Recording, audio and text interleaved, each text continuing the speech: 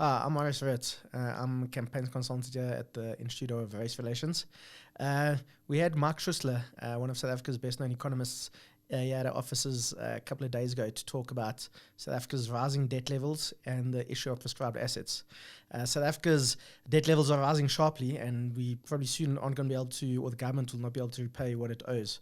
So it's quite likely that prescribed assets could be next on the government's agenda. This means that the government will be able to tell your pension or retirement fund where it can invest its money, and may be forced to invest in, for example, government bonds. So up next is Mark to tell you what South Africa's debt levels look like and why an environment of prescribed assets is quite likely. So we also have other forms of prescribed assets. So if you think about it, the PIC is told, you know, you have to invest in developmental projects, or you have to invest in this sort of company, and you have to fund BEE deals and the like. The same with the Eskom pension funds. So when you look at that, about 40% of our pension funds already are controlled by government and the trade unions that work for government, obviously, but they are very often already being told what to son. So the history is there. We can just look at what happens when things go wrong. We look at the Transnet pensioners. Transnet pensioners invested a lot of their own money in things that didn't make sense, and they were left holding onto things that weren't bringing them value, whether it was planes or the V&A waterfront or whatever. I've said most of these things, but just think about it like this.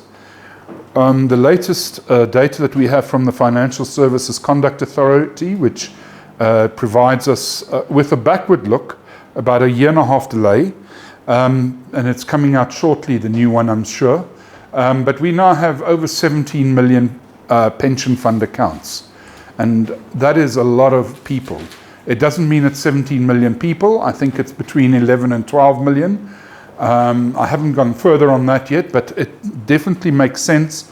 We're starting to look at the SARS data on the collection of pension funds, where people take RAs and pension funds.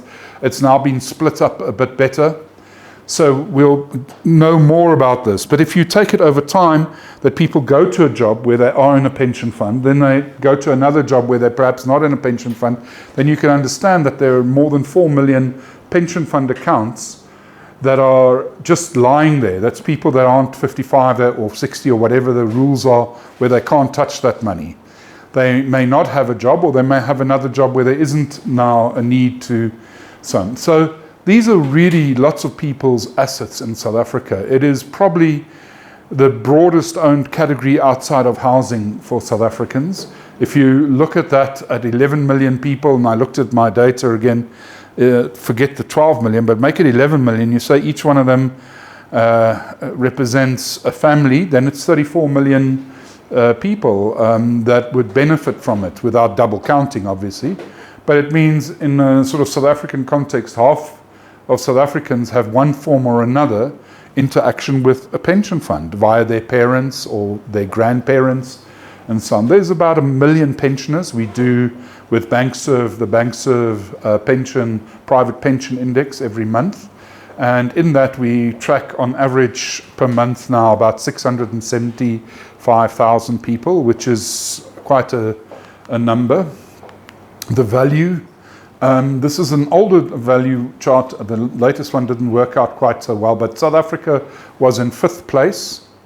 And if you're in 5th as a percentage of GDP, we've probably fallen back a bit here too, I would think, when we look at the poor performance of the JSE particularly. But nonetheless, it's still a very, very big thing. But it's around 90 to 100% of GDP. And it's a nice pot to have. But it's not only this, because we also are quite an insured country.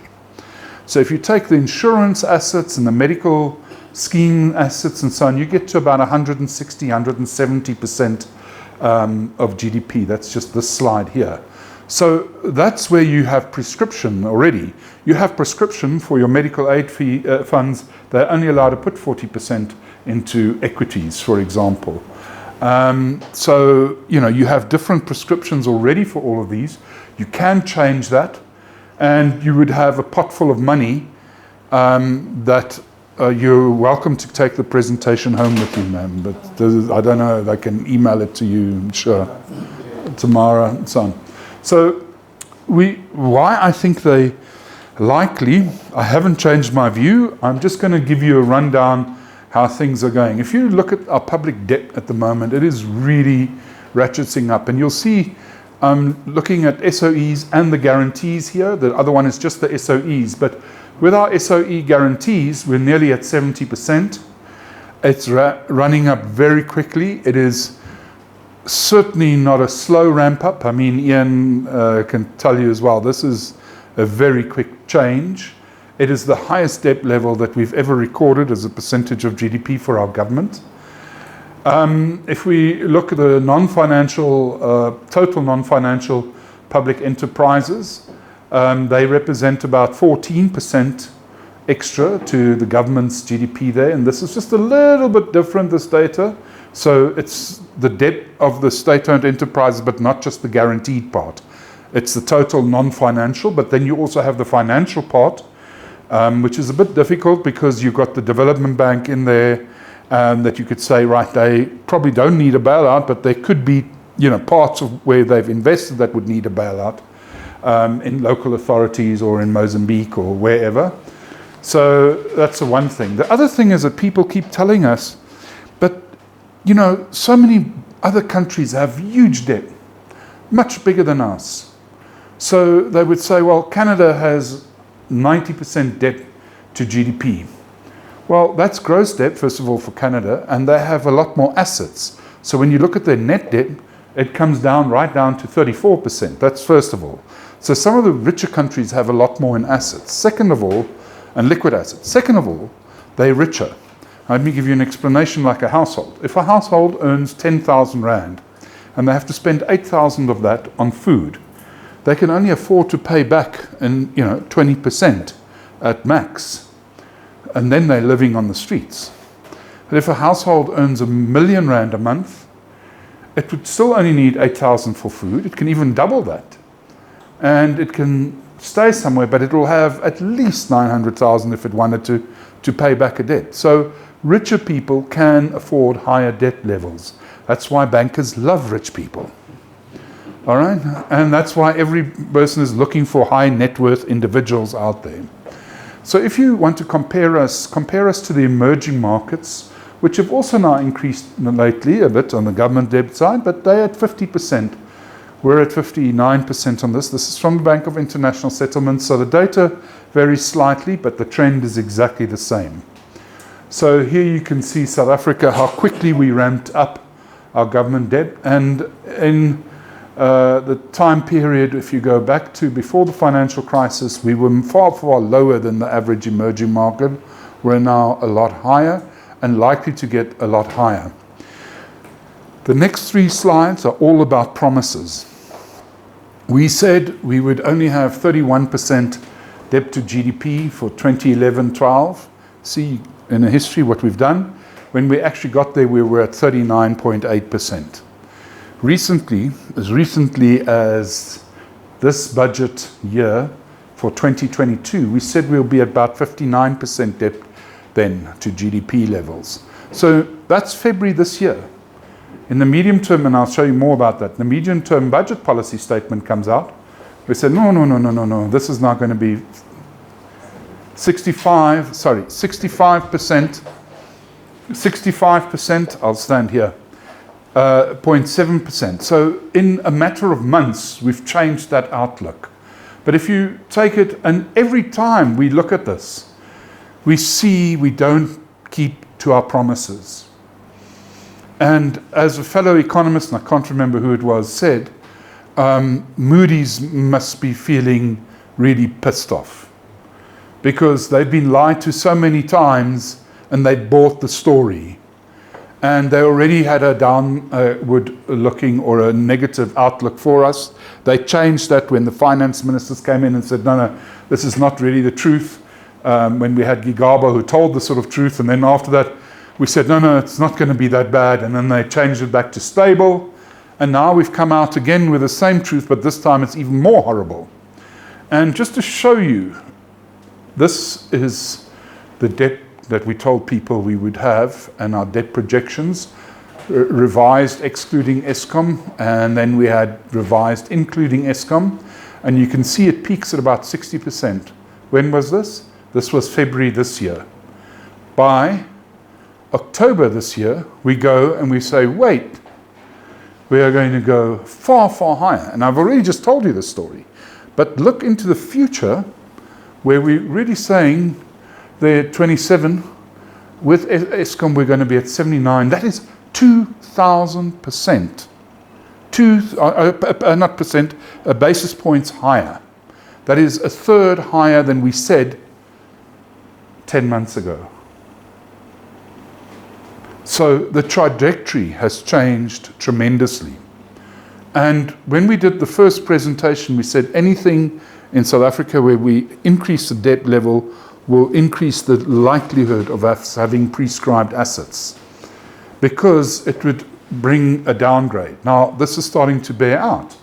So if you take this, and none of these slides, you can forget the copyright out, but both come from Treasury. I haven't changed a thing on these slides. If you look what the problem is, the government cannot stop spending. It is really struggling to bring down that non-interest expenditure, but we also know that the interest expenditure is extending. The second slide here comes from the IMF. This is from the government financial indicators. All governments, according to the international statistics measurements that they have to present their forecasts and their current and so on the spending side as a consolidated government. And you can see South Africa was very much on par with the big emerging and the emerging markets, around 25 in 2004. 2012, we'd geared up and we'd surpassed both of them, the emerging markets in total and the big emerging markets, of which we're one, but we're a small part of that. And now we're looking at 35.3% government expenditure as a percentage of GDP. These figures are again slightly different from the Treasury figures, but it is Treasury providing the data to the IMF. It's just that the definitions change slightly. But you can see you've gone from about 25% to 35% in a matter of roughly 15 years. So you get the picture how quickly the spending has increased from government side. If you then look at the other side, the taxes that you get in, we expected that blue line of tax growth in the first slide of 9.2% this year. We haven't been anywhere close. We've been closer to about 3%, and it's been a dramatic fall. And this is despite the fact that we've raised some new taxes, like the carbon tax, increased the actual taxes on petrol and the like.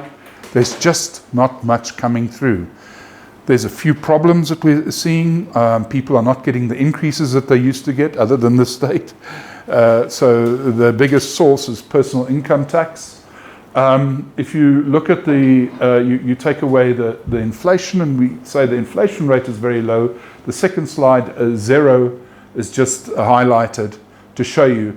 And this must, apart from the Great Recession, must be the longest time period that we actually had a decline in real terms in actual revenues collected. So you get the picture. I think revenues just not going nowhere.